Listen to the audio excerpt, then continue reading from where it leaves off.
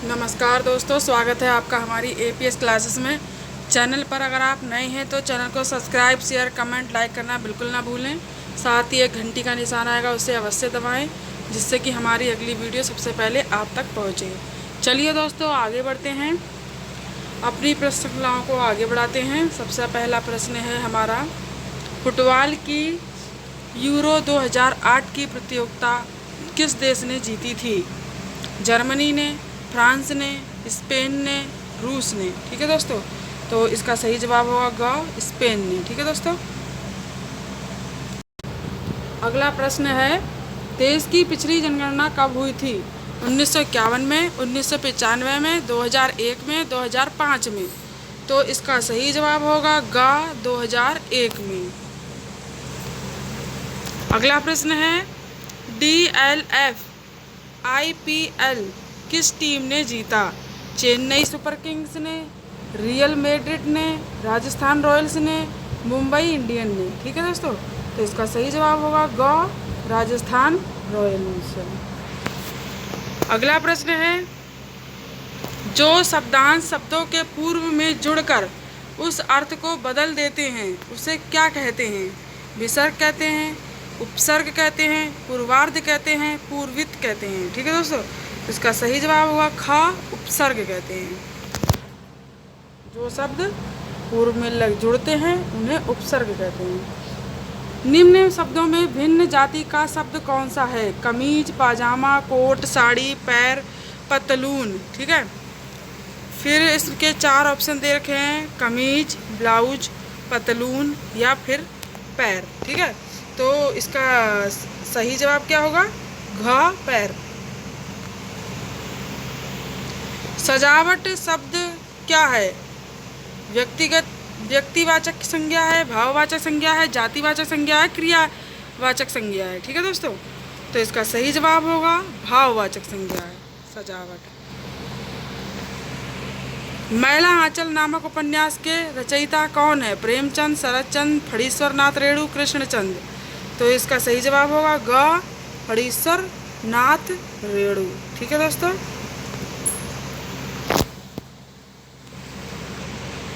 अगला प्रश्न है, कठोपनिषद निम्न में से किससे संबंधित है? ऋग्वेद से, यजुर्वेद से, सामवेद से, अर्थवेद से।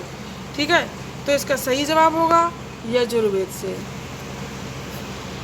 अगला प्रश्न है, भारतीय दर्शन में शून्यवाद के प्रणेता कौन थे? नागार्जुन, आदि शंकराचार्य, दिनकर, कालिदास। तो इसका सही जवाब होगा नागार्जुन। अगला प्रश्न है, इनमें से कौन सा शब्द रात का समानार्थक नहीं है? रात्रि, रजनी, निशा, निष्कर। तो इसका सही जवाब होगा निष्कर। हिंदी भाषा में कितने कारक होते हैं? ठीक है, 5 कारक होते हैं, 6 कारक होते हैं, या फिर आपके 7 कारक होते हैं, या फिर 8 कारक होते हैं। तो इसका सही जवाब है 8 कारक होते हैं। ठीक है, हिंदी संस्कृत में व्याख्या में खरब के बाद क्या आता है? लाख, अरब, पदम, नील। ठीक है, तो इसका सही जवाब होगा पदम। खरब के बाद पदम आता है। अगला सवाल है, भारतीय साहित्य में सबसे पहला नाटककार होने का गौरव किसे प्राप्त है? कालिदास को, बाणभट्ट को, चरक को, भास को। ठीक है, तो इसका सही जवाब होगा भास को। समास कितने प्रकार के होते हैं? 4, 6, 3 या फिर 5। ठीक है दोस्तों, तो इसका सही जवाब होगा 4। अगला सवाल है, सफ़ेद रोशनी कितने रंगों से बनी होती है? 6 रंगों से बनी होती है, 7 रंगों से बनी होती है, 8 रंगों से बनी होती है, या फिर 9 रंगों से बनी होती है। तो इसका सही जवाब होगा 7 रंगों से बनी होती है। अगला प्रश्न है, सफ़ेद हाथियों का देश किसे कहते हैं? ठीक है दोस्तों, सफ़ेद हाथियों का देश किसे कहते हैं? चीन को कहते हैं, वियतनाम को कहते हैं, भारत को कहते हैं, थाईलैंड को कहते हैं। ठीक है, तो इसका सही जवाब होगा घा, थाईलैंड को कहते हैं।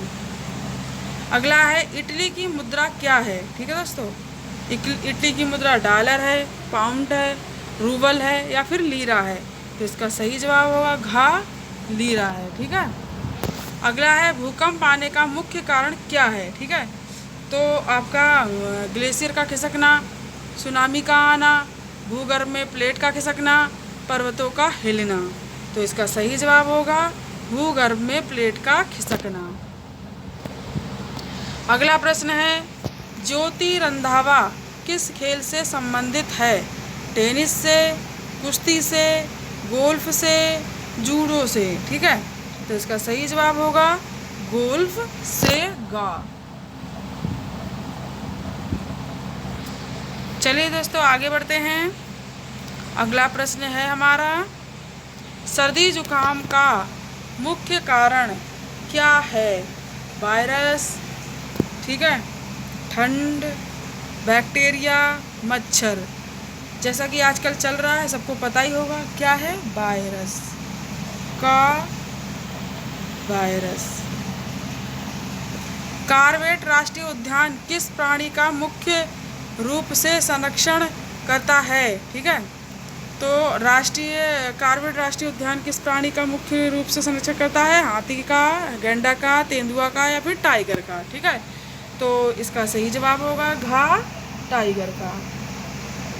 जापान की संसद को किस नाम से जानते हैं?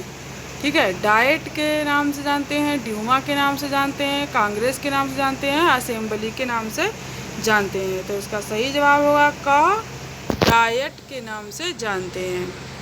अगला प्रश्न है डायबिटीज़ बीमारी किस पदार्थ की कमी से होती है? आयोडीन की कमी से होती है, इंसुलिन की कमी से होती है, वाइले की कमी से होती है या फिर रक्त की कमी से होती है। ठीक है, तो आपका क्या होगा इसका सही जवाब? खा, इंसुलिन के कमी से होती है। इलाज शब्द का समानार्थी चुनिए। निदान, अधान, उपचार, समाधान। ठीक है, तो इसका सही जवाब होगा गा, उपचार। ठीक है दोस्तों, क्या होगा? उपचार।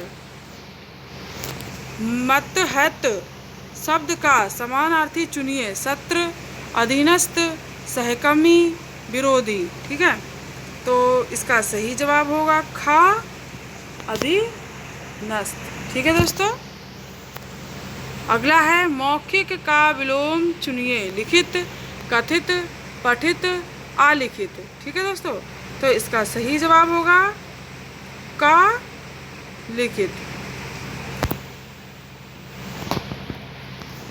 कृपण का विलोम शब्द चुनिए। ठीक है दोस्तों, तो कृपण का विलोम शब्द क्या होगा?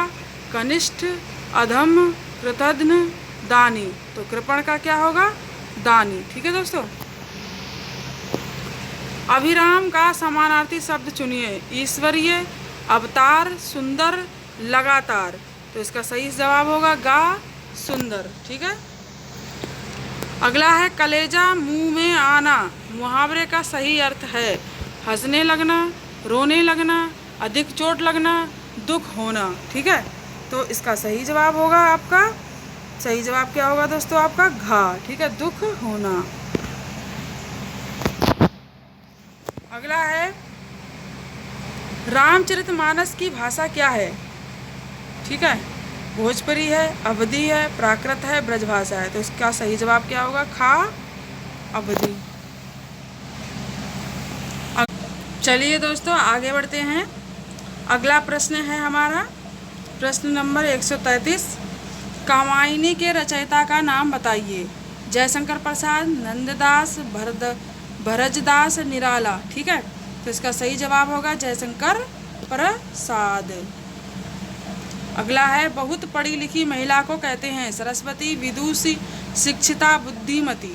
ठीक है, तो इसका सही जवाब होगा ख, बुद्धिमती। अगला है मछली के समान आंखों वाली महिला को कहते हैं। मयराक्षी, मीनाक्षी, मृगनयनी, महिषी। ठीक है, तो इसका सही जवाब होगा खा मीनाक्षी। अगला सवाल है, बसंत की कोकिल मुहावरे का अर्थ है सौंदर्य प्रेमी, यदा कदा प्रकट होने वाला, अवसरवादी, वैभवशाली का गुणगान। ठीक है, तो इसका सही जवाब होगा घा वैभवशाली का गुणगान। ठीक है दोस्तों। अगला सवाल है, नियति का समानार्थक चुनिए। ठीक है, नियति का समानार्थक शब्द क्या होगा? भाग्य, स्वभाव, कर्म, चरित्र। तो इसका सही जवाब होगा क भाग्य। विस्तार शब्द का विलोम है अल्प, संक्षेप, अक्षेपण, कम। ठीक है, तो इसका सही जवाब होगा ख संक्षेप। अगला है, निम्न 4 विकल्पों में से सही वर्तनी बताइए। शताब्दी, शताब्दी, शताब्दी, शताब्दी। तो इसका सही जवाब होगा घ शताब्दी। ठीक है, निम्न 4 विकल्पों में से सही वर्तनी बताइए। अंतर्राष्ट्रीय, अंतर्राष्ट्रीय, अंतर्राष्ट्रीय, अंतर्राष्ट्रीय। ठीक है, तो इसका सही जवाब क्या होगा?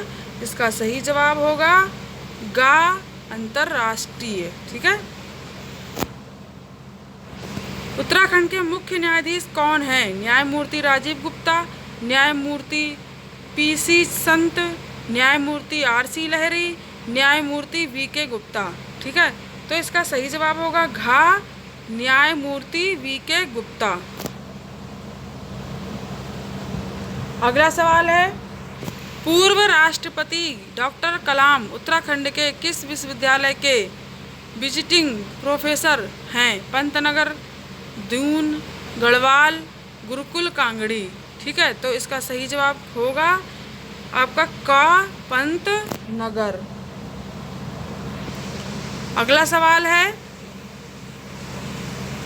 उत्तराखंड राज्य के विधानसभा अध्यक्ष हैं प्रकाश पंत, यशपाल आर्य, डॉक्टर रमेश पोखरियाल निशंक, हरवंश कपूर। ठीक है, तो इसका सही जवाब होगा घ हरवंश कपूर। कौन से प्रयाग के बाद भागीरथी को गंगा के नाम से बुलाया जाता है? विष्णु प्रयाग, देव प्रयाग, रुद्र प्रयाग, कर्ण प्रयाग। तो इसका सही जवाब है ख देव प्रयाग। उत्तराखंड में कितने जनपद अंतर्राष्ट्रीय सीमा को स्पर्श करते हैं? 3, 5, 4, 6। तो इसका सही जवाब होगा ख 5। तख्त अकाल गंगा की स्थापना किसने की? गुरु नानक, गुरु गोविंद सिंह, गुरु अंगद, गुरु गोविंद सिंह। ठीक है, तो इसका सही जवाब होगा ख गुरु हरगोविंद सिंह। गुरु हरगोविंद सिंह। उत्तराखंड की पौराणिक गाथाओं को क्या कहा जाता है? कौथिक, जागर, झुमैली, उपरोक्त सभी। ठीक है, तो इसका सही जवाब होगा उपरोक्त सभी। वाह। लाभ के पद की परिभाषा किससे संबंधित है? चुनाव आयोग, सर्वोच्च न्यायालय, भारतीय संविधान, उपरोक्त में से कोई नहीं। ठीक है, तो इसका सही जवाब होगा ग भारतीय संविधान। सुनामी शब्द किस भाषा से लिया गया है? अरबी से, जापानी से, हिब्रू से, हिंदी से। तो इसका सही जवाब होगा ख जापानी से। ठीक है दोस्तों, तो हमारी आज की प्रश्न श्रृंखला यहीं समाप्त होती है। कल मिलेंगे अगली प्रश्न श्रृंखला के साथ। तब तक